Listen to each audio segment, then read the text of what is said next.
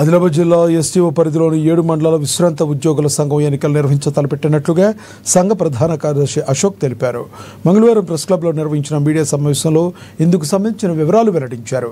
ఈ నెల 25వ తేదీన ఉదయం 10 గంటల నుండి పట్టణంలోని విశ్రాంత ఉద్యోగుల సంఘ భవనంలో నామినేషన్ పత్రాలు స్వీకరిస్తున్నట్లుగా తెలిపారు.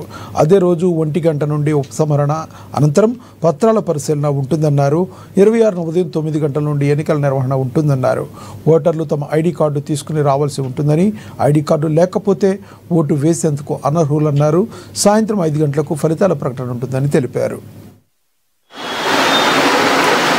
ఆదిలాబాద్ ఎస్టీఓ పరిధిలో ఉన్నటువంటి విశ్రాంత ఉద్యోగులందరికీ తెలియజేయనివి ఏమనగా, ఆదిలాబాద్ యూనిట్ సంబంధించినటువంటి ఎన్నికలను నిర్వహించడం కోసం నోటిఫికేషన్ విడుదల చేయడం జరిగింది. ఈ ఎన్నికల నోటిఫికేషన్ అనుసరించి తేదీ 25/9/2025 నాడు ఉదయం 10 గంటల నుంచి 12 గంటల వరకు నామినేషన్ పత్రాల స్వీకరణ అనేది ఉంటుంది.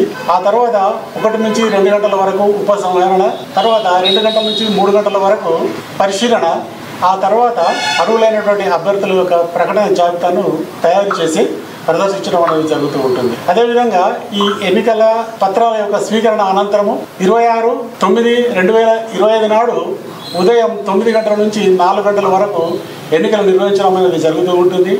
కాబట్టి ఈ ఎన్నికలలో పాల్గొనేటువంటి అభ్యర్థులు 25 నాడు వచ్చి వారి యొక్క నామినేషన్ పత్రాలను అక్కడ సమర్పించవలసిందిగా కోరుతున్నాము. అదేవిధంగా 26వ తేదీ నాడు ఎన్నికలకు వచ్చేటువంటి ఓటర్స్ అందరూ కూడా వారి యొక్క ఐడి కార్డులను తీసుకొని రావాల్సిందిగా విజ్ఞప్తి చేస్తూ ఉన్నాం.